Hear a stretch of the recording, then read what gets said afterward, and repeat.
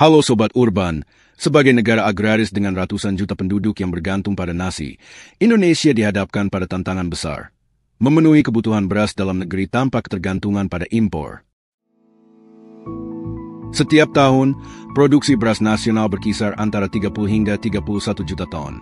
Namun, konsumsi beras Indonesia juga tak jauh berbeda, membuat keseimbangan produksi dan konsumsi menjadi sangat rentan terhadap perubahan kecil. Tahun ini, produksi beras diperkirakan mencapai 32 juta ton, naik dari tahun sebelumnya yang mencapai 30,62 juta ton. Meski produksi meningkat, konsumsi nasional tetap tinggi, sekitar 31 juta ton per tahun.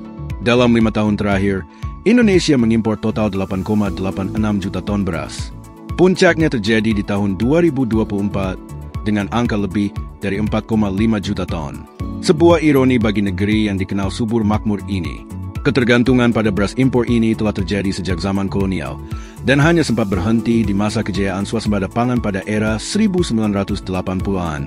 Kini, untuk merebut kembali kemandirian pangan, pemerintah Indonesia tidak hanya mengandalkan alat berat atau mesin canggih, melainkan memperkenalkan solusi yang sederhana namun revolusioner, teknologi irigasi padi hemat air atau IPHA. IPHA merupakan metode irigasi berselang atau intermittent irrigation, yang memungkinkan lahan sawah mengalami siklus basah dan kering secara teratur. Teknik ini mampu menghemat penggunaan air hingga 30% dan meningkatkan produktivitas padi hingga 169% dibandingkan metode konvensional. Bukan hanya itu, sistem informasi berbasis digital juga dikembangkan untuk mengatur jadwal pengairan, memantau debit air, dan memberikan peringatan dini saat terjadi kekeringan. Semua ini bertujuan membuat pertanian lebih presisi, lebih adaptif.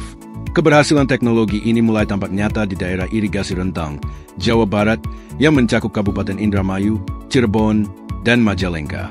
Dari 208 demplot yang dikembangkan, rata-rata produktivitas mencapai 10,35 ton gabah kering panen per hektar, jauh lebih tinggi dibandingkan metode konvensional.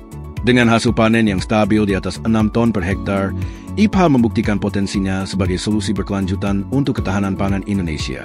Melalui sosialisasi, pelatihan, hingga panen demplot demonstrasi, pemerintah mendorong perluasan penerapan IPHA ke berbagai wilayah lain di Indonesia.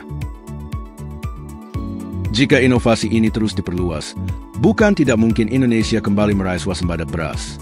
Sebuah langkah besar menuju masa depan yang lebih mandiri, lebih berdaulat, dan lebih sejahtera. Demikian berita dari kami. Jangan lupa untuk like, komen, dan subscribe agar terus update dengan berita-berita baru dari kami. Sampai jumpa di berita selanjutnya.